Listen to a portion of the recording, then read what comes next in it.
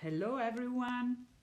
Hello, this is Maddalena. I'm the editor-in-chief of La Cucina Italiana in Italy, and this is the American edition. You can have. Hello, Tom. I'm on another episode of Butta la Pasta with Tom Colicchio, one of the main. Hey, Tom, how are Good, you? good. How are you? Let me get this all straightened out here. Hold on. Yeah, hold on. Now we see you in this way. Yeah, hold on. But we can give a look to your bookshelves. So we can, now we are seeing your garden. Hold on. I turned it around. Hold on. Now No, you see don't my worry. We garden. are very happy to see your apartment around. Here we go. Now we see you. Come stai? Okay, the line is not helping today. I have to tell you guys that I did already another IG live. Voila. No, Now it's working. Come stai?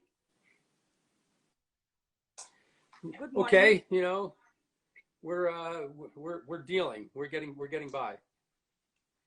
Yeah. It's quite hard in this. I think you are in the hardest moment, because then day after days, you start to see a little bit of light, but we have been through this already, so. Yes.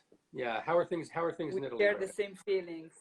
Yeah. No, Italy is, well, it's fine. We are talking about the next, but, we are still in lockdown. So right. Restaurants are closed and, So where are you exactly? Right now, I am in New York, but I'm in Mattituck. It's on Long Island, up on the North Fork of Long Island. Okay.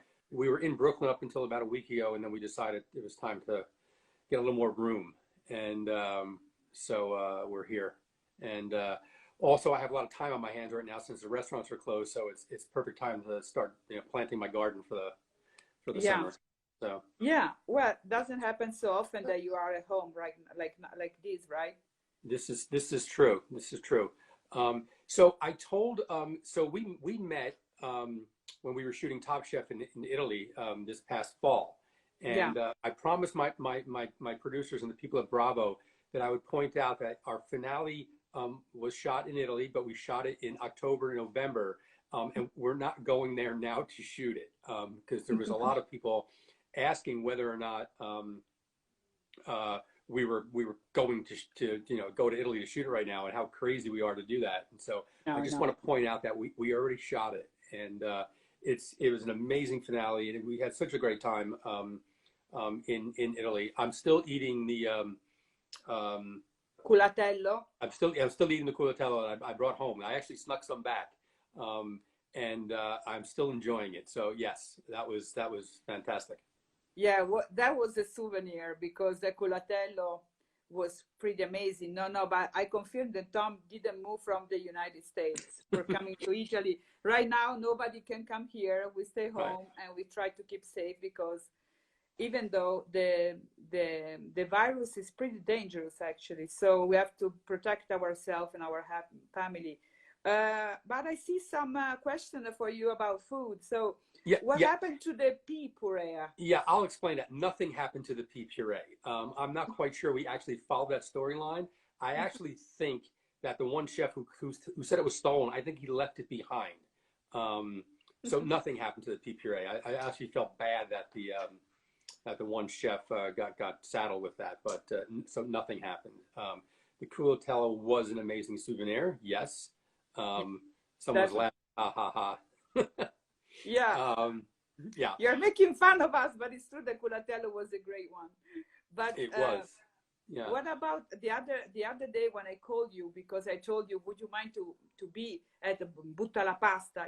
For Italian, say Butta la Pasta. Sure. It's a kind of normal. It's like for you to say hello.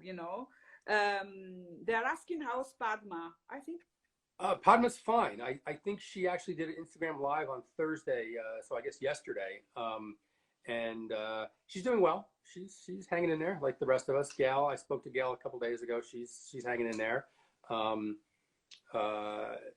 Thanks for the quick videos, Tom. Can't wait to try the egg drop soup. So that was referring. I made a asparagus stracciatella. Nice. And I call it egg drop soup, but it's very simple. You take the asparagus, Yes, and a little bit of spring onion. So I sweat the spring onion first and a little bit of olive oil. Then I added the asparagus, let that sweat. Then added some chicken stock, brought to a boil, and then just whisked in the eggs. And it seemed to be a big hit. What's up from Florida? How you doing? How's it going? California. Yeah.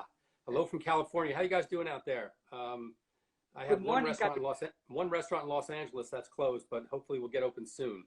Yeah. When was the last time I had okra? The last time a chef on the show made it for me.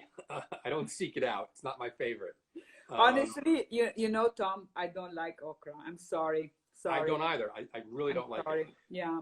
But it's about to be Easter in 2 days. What would you cook as a pasta for Easter? Well, right now, because it's asparagus season, and to me, you know, it's all springtime. Easter is all about springtime. So for me, it would be a very simple pasta. Maybe something stuffed. So maybe a ricotta agnolotti with a little asparagus. I mean, to me, that's kind of spring. And then I have a bunch of chervil that actually, you know, in my garden that actually came up this spring. So I'd probably use that too. A little bit of garlic and a little olive oil, and a little bit of butter. That would be it. They're asking, we need a cooking demo. Yes, but we can also, you know, this is, Butta la Pasta is like to call a friend that coincidentally is a big chef as Tom and asking him, what can I do tonight? So can you guide to do this pasta with ricotta and asparagus? I'll go for a different one because this is it's something that my mother made when I was growing up. And it was cavatelli and broccoli, but I adapted it where you can actually make it in one pot. Okay. So if you take pot of boiling water, you know, salt it, bring it to a boil. Before you put the pasta in, get your head of broccoli and just cut it very, very fine, just straight down, right across the florets, all the way down, cutting it till you get to the stalk. Keep that separate. Take 2 cloves of garlic. Peel it, slice it really, really thin, paper thin. Okay. Then pasta in the boiling water. So the pasta is going to take, 10 to 12 minutes. Okay. So you figure about 4 minutes before the pasta is done, add your broccoli right on top of the pasta. Don't drain it. Just add the broccoli right on top. Add the garlic on top of that too. Let that cook until the pasta is done. If you time it right, the pasta is done. The broccoli is done at the same time. Save about a cup of the pasta water. Right? Very important to save that. Then drain the pasta, broccoli, all the garlic together. Put it back into the pot.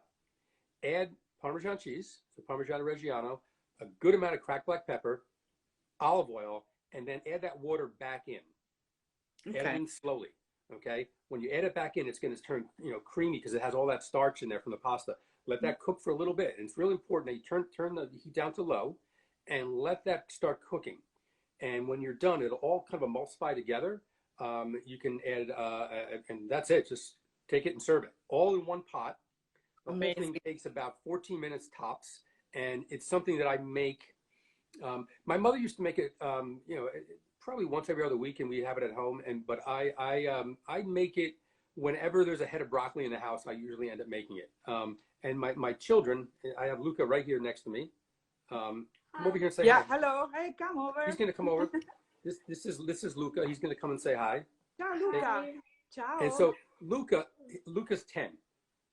He'll be 11 in August, and so he sometimes likes the pasta and broccoli. It all depends on how hungry he is. And then Matteo, or my mood, or his mood. And then Matteo, his brother, who is kind of picky, he won't eat it. But someone says hi, Luca. We actually spell it with a K, L-U-K-A. Okay. Yeah. Because they was written in Italian, L-U-C-A, but in English it's with K, right? We do a K, yeah. And so Luca was very excited because when we were in Italy, I brought a shirt back from Luca. Spelled with 2 C's, but I brought a shirt back, and so he gets to wear his Italian Luca shirt. Yeah. But where it's true that pasta is very easy to do. That's the amazing thing. Yeah, you can put everybody around the table in 15 minutes. Gorgeous boy. Thank you. Someone said he needs to share some of his hair with me. Believe it or not, when I was his age, I had that hair. Believe it or not. If you want to look, if you just Google my name and my high school yearbook picture, you'll see what I'm talking about. I mean, you mean that you had a lot of hair? I had hair just like his. Yes. Wow. Uh-huh. But yeah, it's okay. A chef doesn't have a lot of hair anymore. Never mind. But no. They're written bold is beautiful. Yeah. Exactly. Yes. Yeah. I mean, it's macho. Yeah. You know, you think about it, well, I mean, going back, I remember Telly Savalas, who was kind of a macho, bald guy on TV. But Michael Jordan, what's great about Michael Jordan, he was an amazing basketball player, won a bunch of championships and everything, but he made bald beautiful. I mean, he was the first, I agree. It's my era to just go out there and rock it and was okay with it. Where did I go to high school? I went to high school in Elizabeth, New Jersey. That's where I went to high school. Someone asked. There is also Stefano Secchi from Rezzora that says hi to you, the chef of Rezzora in Manhattan. Ciao, Stefano. Hey, back. How you doing? Question, what am I planting in my garden? Oh, God, I start this time of year, peas go in the spring. There's, right now, I still have some kale, lacinato, the Tuscan kale that actually came back this year. So that's already there. But I planted carrots, I planted beets, I plant leeks, I planted onions. And then around like August? No, earlier than that. Yeah, we'll get the radishes. And then from there, we put in tomatoes, peppers, zucchini, yellow squash. You have a lot. Yeah. There's I mean, no, and we just keep going. So there's fava beans. There'll be 2 or 3 different kinds of peas, sugar snap peas, string beans, nasturtiums. Definitely, someone saying nasturtiums and borage. Borage comes back every year. In Italian, nasturtium is very terrible word. Nasturzio. Nasturzio. It sounds very bad. I like that. Yeah. So yeah, we have nasturtiums. Borage comes back every year, so that's actually just starting to come up now. What else do we have growing?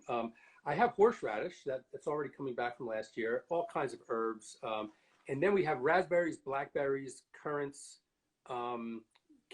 gooseberries, garlic. Someone said garlic. Yeah, garlic. I put it in the fall, and it's already starting to come up. But yeah, I kind of grow a ton of stuff. I started gardening about 7 years ago, and it just got completely just bitten. And what's great right now with COVID, apparently lots of people are actually turning to gardens right now and starting to garden. In fact, even on the terrace of the gardens. Yeah. But is a form sort of meditation for you, or you really? I mean, you have a lot of things that you can use for cooking, but it's also sort of relax for your mind. Right. Distraction. Yeah. Real quick, let me answer a question. Both husk cherries, ground cherries, and real gooseberries. I have both. All you need is lovage is asking that. I love that. All you need is lovage. It's great. No, I found that it's very relaxing if I have time. And so in the summer, I'll get out 6 o'clock in the morning. I don't feel that I'm rushed, and I take my time. I weed the beds. Yeah, you can really quickly. What I'm going to do is I could show you the garden right from the window where I am right now. So yeah, I didn't dare to ask you, but I'm so glad you're doing that. Yeah, that's very well. You see some of it right now.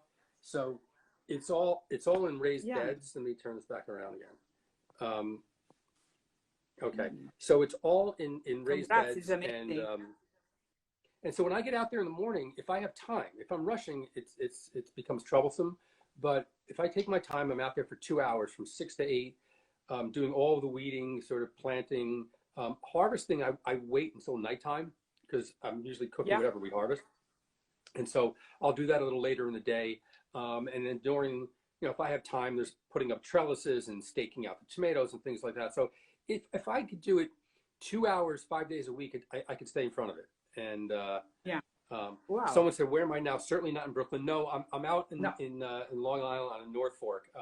My garden in Brooklyn is all flowers. I don't grow vegetables there. Some herbs, but mostly And edible flowers. Do you like to use flowers as a food? I mean, edible.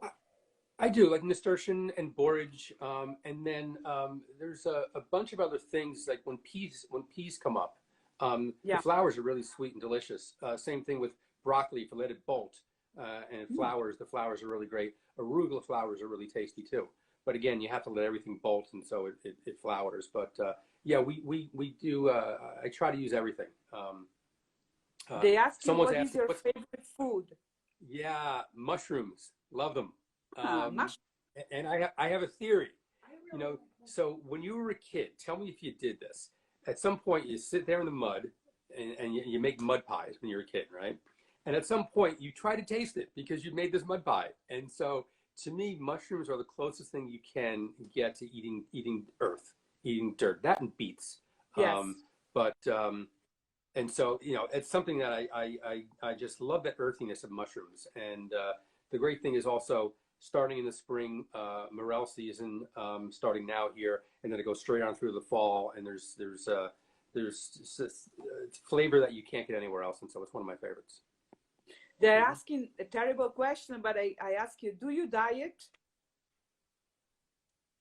No, I try to eat healthy. You know, it's interesting. I was at my heaviest. I was probably close to 200 and almost 20 pounds. I was really overweight. Well, it's quite and I dropped down. Well, but then what happened is the year I started gardening, I did two things. I started gardening, and I stopped drinking diet soda. Right. I lost almost 35 pounds without trying, and without I didn't any even effort? realize it. No, yeah. I was in the garden every day, so you're busy, you're moving things around, and no, someone said I'm tall as well. No, I'm not tall. I'm about 5'8", 5'9", but I just the weight started coming off, and I think it was because I was active all day. I was definitely eating healthier food because I was eating out of the garden, and for some reason the Diet Coke, I think, also sort of, when I stopped drinking it cut into the sugar craving, so I was eating less sugar as well, and so and I didn't realize it until we actually were shooting. Then we were shooting the show in June, and when we went back to shoot the finale, the woman who does my wardrobe, she had to go out and like redo everything because nothing fit. Is Padma tall? Are those crazy ass heels? Padma and I are about the same height. When she puts on 4-inch heels, she is 4 inches taller. But she's tall. She's as tall as my wife. I confirm. My wife is the same, so I don't have problems standing next to tall women. You're used to. Favorite salad? I'm used to it. Yeah. They ask you, fave Top Chef candidate ever? I don't have favorites. I don't have favorites. Somebody asked me about fly fishing with my fly rods that I use. I use Sage rods. Croix. Someone asked me about St. Croix. I use Sage for my conventional fishing. Favorite fish? What I like to fish for? I used to fish a lot of trout, and I do more saltwater fishing now. So permit, tarpon, bonefish. But in the Northeast, we're out throwing flies at striped bass, false albacore, and then if I'm offshore and we have a good day, I'm throwing flies at tuna. So that's a lot of fun too. Yeah, absolutely. What is the first thing you're going to do when you can do whatever you like? Someone's asking me, are there any chances to catch me at... Oh, I'm sorry. Someone's asking about, is it possible to see me at my restaurant at Craft in New York? And the answer is yes, when we're open. So right now we're not open. Yeah. But are you planning to? Are you doing food delivery? Are you doing food delivery with your restaurants? No. Okay. No, I'm not. And the reason being is that I thought about it, and I got to the point where I didn't want to come in to work. I didn't want to be on public transportation. I was concerned. And so for the people, I thought, if I'm not going to go to work, I certainly can't ask my staff to come to work. And so I decided not to do it. Yeah, well, I think it's quite wise. Sang Lee, favorite flower stand. Go ahead. Sorry. Sometimes the line is a little bit difficult. Yeah. Hello. Yeah. Hold on a second. Yeah, but pronto. Hello. There we go. Come on. They're asking you also, which is your favorite city, Top Chef city? Because you guys travel a lot with Top Chef. Well, I mean, Luca was, of course. Yeah. That was when we shot our finale there. You'll see it. Shout out to Jessica, who's pregnant. Good luck there. Yeah. Favorite dessert? I can easily crush a pint of ice cream, or pint of ice cream every night if I had to. So I try not to. Do I shave it my own? Yes, I shave my head all on my own. Wow. How often? That's a question. Well, right now not much because of I'm not going anywhere. But usually every other day. Okay. What else? Tricky. Would Orlando, Florida ever be considered? Every city would be considered. We're always looking for new places to shoot. So definitely, we shot in Miami, but we would definitely shoot in Orlando. That's not my decision. There's a lot of other people who do that. Do I eat before the Top Chef challenges? I try not to. Yeah. Because you guys tried a lot during each episode, right? Yeah. What else here? Tips for salting food. Salt it. You salt. Hey, what's up with this Tuscan bread that they don't salt? I can never understand that. You know what I'm talking about, right? The Tuscan bread is bland. Why? Because, well, actually, there is a story because salt was very expensive at one point of history. So they decided to do not with, and then became, but I like that, because it's very interesting because in Italy, all the bread is salty beside the Tuscan one. But Tuscan people are adorable and crazy at the same time, as you know. So, my husband is from Tuscany, so I know what I'm talking about. It's from Pisa. Yeah. Okay. Got it. So are you coming back? Well, whenever you will be able to, are you coming back to Italy to shoot Top Chef? No, we did already. We shot it already. But you will come back for sure. I'll come back. Definitely. I mean, it's prior to what's happening right now, we had talked about maybe going back for a couple weeks and bring the family out and renting a house or something.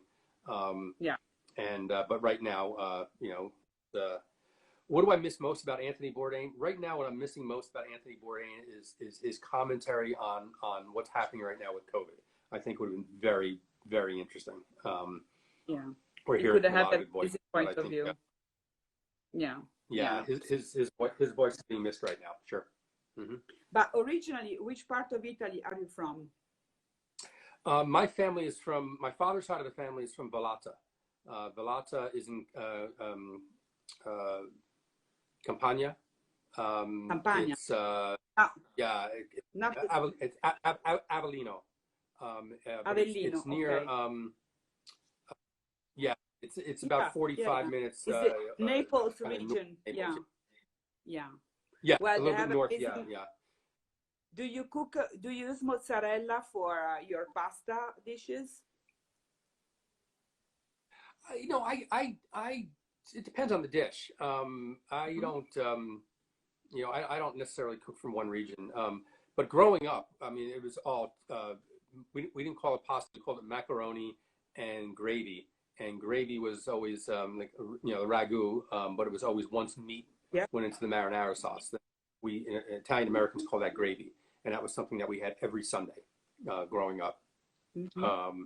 And usually that meal was around 3 or 4 o'clock in the afternoon, so we didn't know if it was lunch or dinner. And it was usually marinara and then braciole and sausage and meatballs and then if my mother made a baked pasta, then there was mozzarella in there. If she made a manicotti, then there was mozzarella in there too, and ricotta. But Mm-hmm. Mozzarella for us is a state of mind. It's crazy. So this little town I live in right now, that I'm in right now in Long Island, we have a 1 block downtown, and there's a market, and they make mozzarella 4 or 5 times a day. You get there, it's still warm on the counter, never refrigerated, and it is the best I've ever had. It's really great stuff. So if you're ever in Love Lane in Mattituck, go to Mattituck Market, Lombardi's, it's called. It's a family-owned spot, and they have the best mozzarella I've had. Because mozzarella in Naples and in the region, they tried without putting in the fridge because the taste is more, it's it's more intense and very interesting. Because usually we put in the fridge and it's very cold, and so you don't really feel the good taste of mozzarella.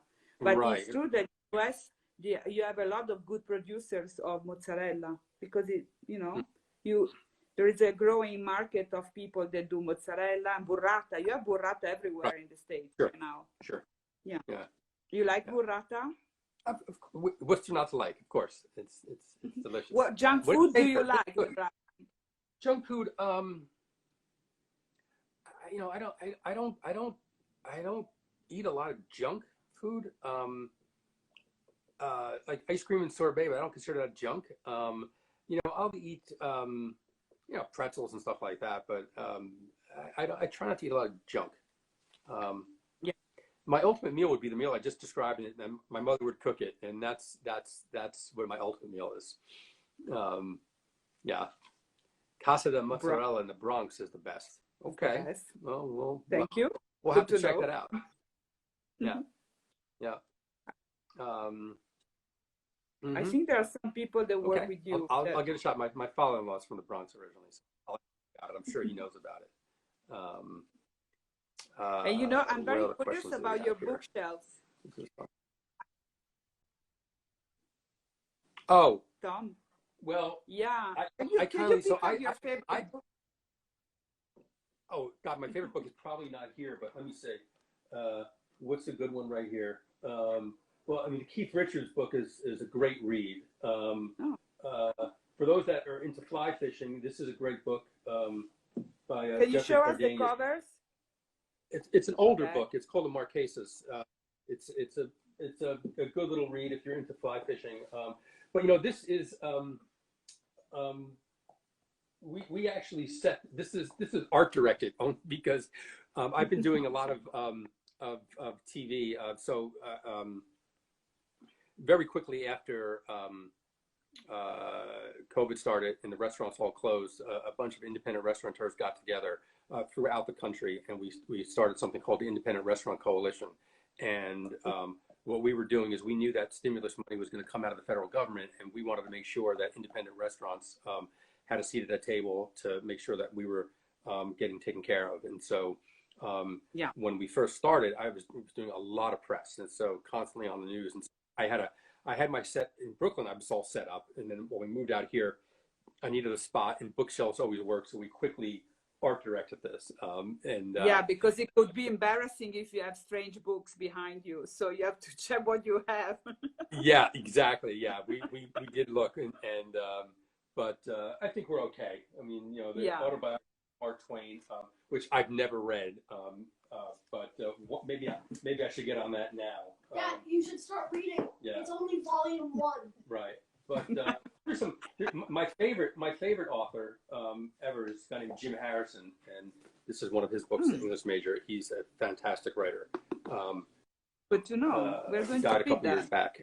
He was also he was also a food writer. He wrote an article called "The Raw and the Cooked" for Esquire, I think it was, years back. And he wrote a compilation called Just Before Nightfall, I think it is. And there was a whole bunch of food stories in there. And he was just a lover of food, lover of wine, and just an amazing writer. Yeah. Right. Thank you for the tip. But can we have a tour of your kitchen? Now everyone wants to see your house. My kitchen's a mess. It's an absolute mess. So I'll do that. But hold on. You are so nice. Go back. Grazie, Tom. Well, You're the best. You're very, very nice. Let me see if we can make this work here. I can show them the kitchen. Well, let me see. So like I said, it's a mess. But this is kind of like our this is an old farmhouse that we renovated a couple years back, but we kind of maintained its feel. So this would be kitchen, and Bello, It's quite well. It doesn't look so messy in this picture, but it's not messy. a mess. So no, well, it is for me. Dining room it's all one big room. So dining room and then living room and all kinds of stuff. But if you look up, you would see where the rooms Yeah, used to be. see, it is a mess. Look, the forsythia all over the floor. But yeah, so this is, this was anyway. That's our kitchen. Beautiful. Actually, Because the first rule of a I actually good have a chef better is connection in having here. Maybe I'll do this because this is a better connection. Yeah. Yeah. Let me turn this around now. Yeah. Okay. Yeah, I think I have a better connection in this room. I think. Okay. Very nice, and we can see where you cook. Hold on. Turn around. We're trying to get this. This won't turn around now. Why won't this turn? Something's weird here. Yeah, Turn but around. this is Okay. There we go. okay. Fantastic. There we go. Fantastico. Thank you for this. Next time you can cook for us pasta. Next time I'll make some pasta.